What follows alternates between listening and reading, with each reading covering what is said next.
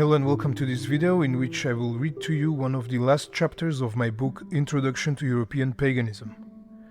I have already made several videos from this book and I have uploaded almost the whole book as an audio format here on YouTube, so make sure you check out those videos if you want to learn more about European paganism. Likewise, if you want to purchase the book, it is available on Amazon, among other books of mine. This chapter is called The Eternal Cycle, in which we will discuss the cyclical worldview of our forebears and how it was related to man and his reincarnation. Our ancestors had a cyclical worldview, and the concept of reincarnation was at the center of their traditions. The wheel of time was their basis of reality, and they expressed it in the myths, in the symbols such as the swastika, the solar cross, the spiral, and in their circular stone structures, calendars, dances, and so forth. As any circular movement in nature, this wheel also revolved around a specific center, which in the mythology is expressed as a stone, a cosmic mountain, the cosmic tree, the star Polaris, a certain deity, and other similar symbols representing the cosmic, ancestral and psychic totality.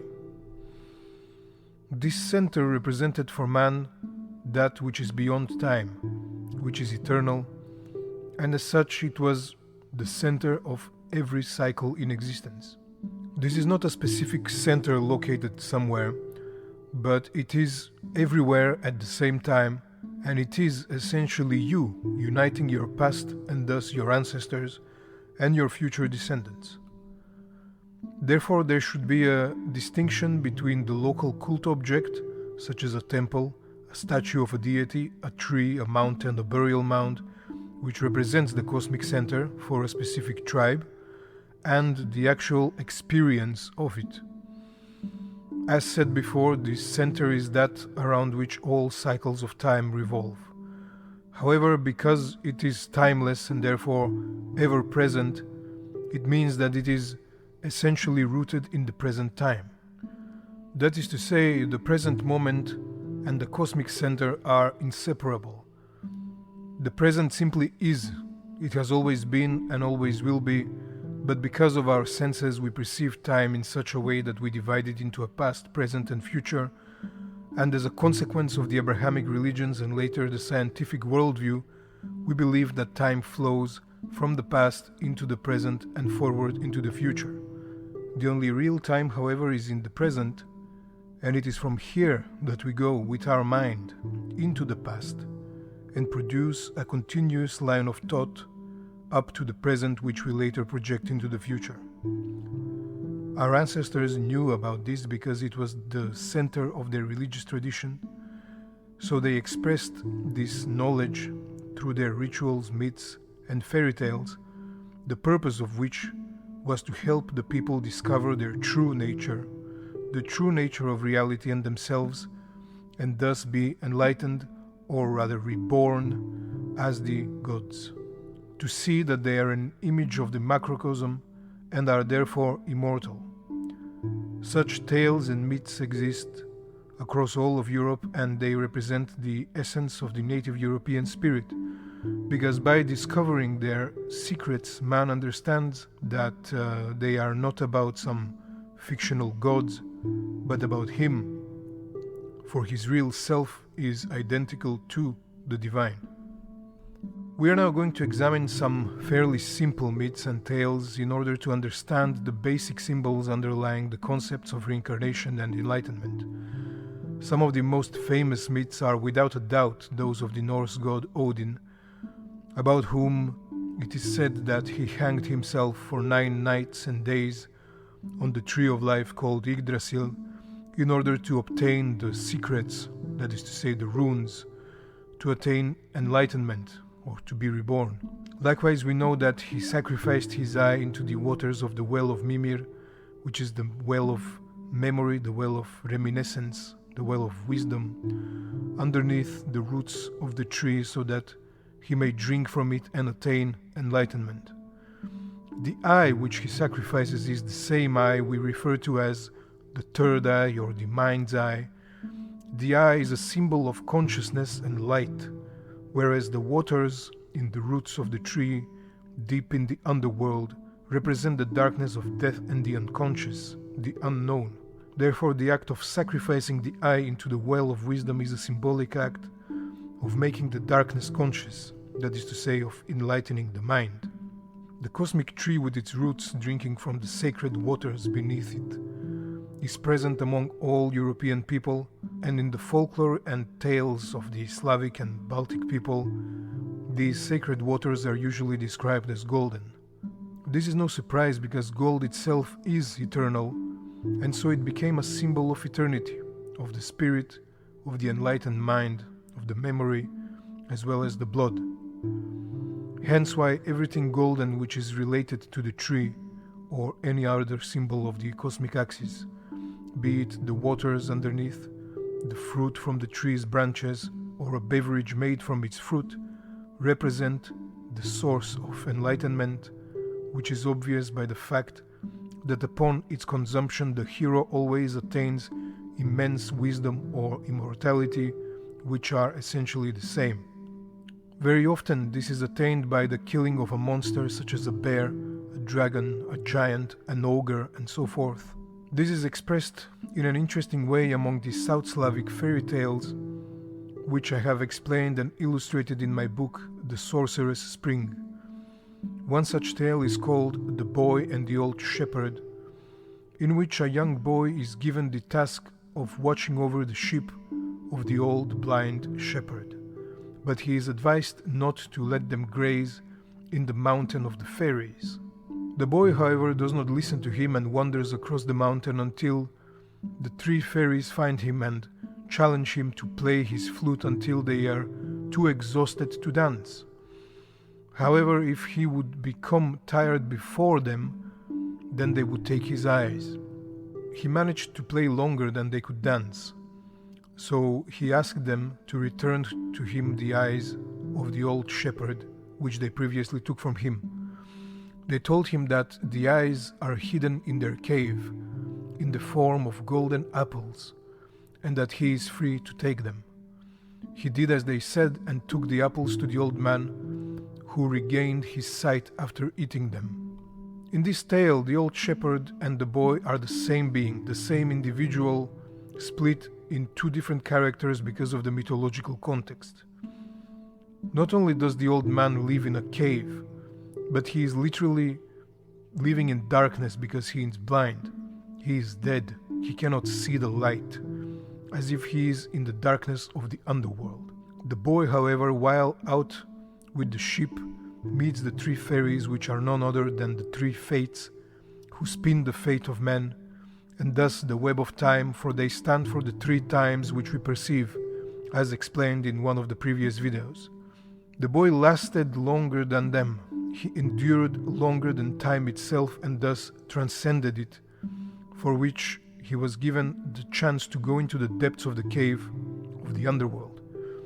And it is from these depths that he retrieved the golden apples for the shepherd to eat and regain his sight, symbolizing the enlightenment and rebirth. There exists a countless amount of such tales and myths among the European folk, but one of the most famous, which is common to them all, is the myth of the dragon slayer. The snake and thus the dragon or serpent represents the cycles of time, and this is why the snake as a chthonic creature is always associated with the night and the cycles of the moon, for in just the same way as the snake sheds his skin, so the moon sheds its shadow. This is why, for example, in the myths, the serpent sometimes appears with 12 or 13 heads representing the 12 solar cycles or 13 lunar cycles and thus the passage of time, or with just 3 heads representing the division of time into 3. In the myths, the dragon can either steal the golden apples of the tree or block the flow of waters.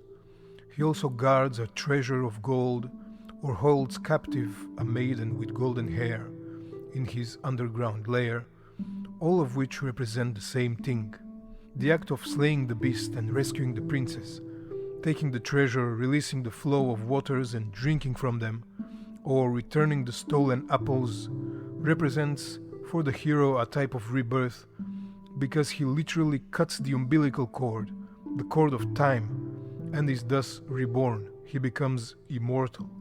An analogous myth to that of Odin drinking from Mimir's well can be found in the South Slavic epic poetry of the most renowned hero, Prince Marko. I have explained in detail his mythological and symbolic relation to certain Slavic deities in my book Songs and Legends of Kraljevich Marko, but here we will focus on the motifs he appears in.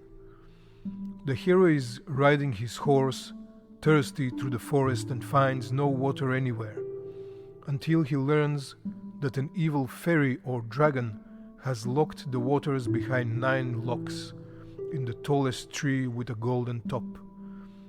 The hero naturally defeats the adversary, breaks the locks, and drinks from the waters. Although this myth is not identical to that of Odin, we can nevertheless see that we are dealing with the same symbolism. This is especially clear when we know that the tallest tree with a golden top is identical to Yggdrasil, whereas the waters that spring from it are identical to the water from Mimir's well. In certain variants of the songs, the adversary takes the hero's eyes as a punishment, which is comparable to Odin's sacrifice of his eye, whereas in other variants the hero decapitates his adversary, which is comparable to another myth where Odin possesses the decapitated head of Mimir and converses with it. When seeking for the true meaning of these myths, it is important to keep in mind their microcosmic and macrocosmic aspect, and that rebirth was not understood by our forebears only as an external natural phenomena, but also as a biological fact.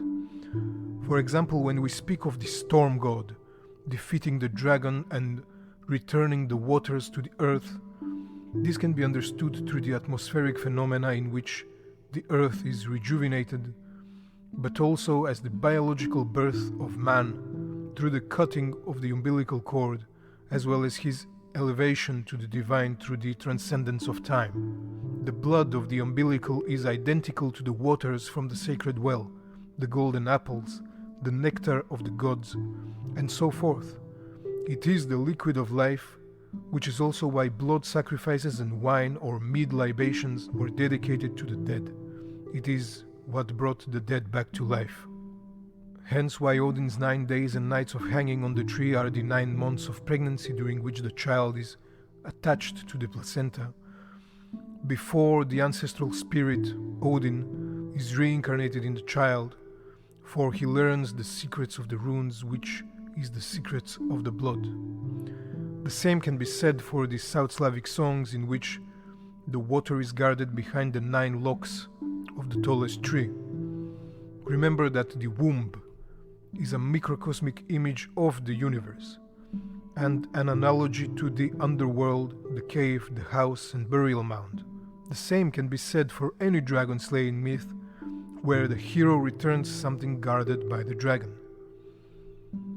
The dragon lives near or under the cosmic tree, an image of the umbilical cord attached to the placenta. He holds the life force, the blood, the ancestral memory, which is necessary for the child to live. The hero, god or demigod, is of course the child which successfully defeats the dragon and acquires the life force which he guards. The same can be said about the South Slavic tale previously mentioned and countless other myths. It is therefore crucial to understand that a myth has multiple layers of understanding, not because there are different ways of interpretations, but because the microcosmic and the macrocosmic layers function following the same pattern. This is how our forebears understood reincarnation and expressed it through symbolic language. They belonged to a tribe, a kin, which believed that they descend from the gods, because they understood that the spirit which embodied them is their progenitor deity, the cosmic axis itself, a deity living on it or within it, a deity representing it or in any way interacting with it. Therefore, the progenitor deity was reborn within the kin with every new child. This child then grew and heard the stories of the gods, believing in them naively. Eventually, through ritual and tradition, this person was enlightened to his or her true nature, which is essentially inseparable from the divine. This is what kept our forebears in high moral, spirit, dignity and honor. And as we saw in one of the previous videos, honor was divine and ensured the rebirth of the individual in the future generations of the kin by having his name and fame eternally remembered. The biological rebirth is therefore the same as the natural rebirth of nature each year and the spiritual rebirth or enlightenment of man to the divine. It is expressed using the same mythological pattern. Thank you for watching this video. I hope you found it very informative and pleasant. If you're interested in buying this book, it's available on Amazon, but I also upload it here for free so that it can be available to anybody who's interested in listening.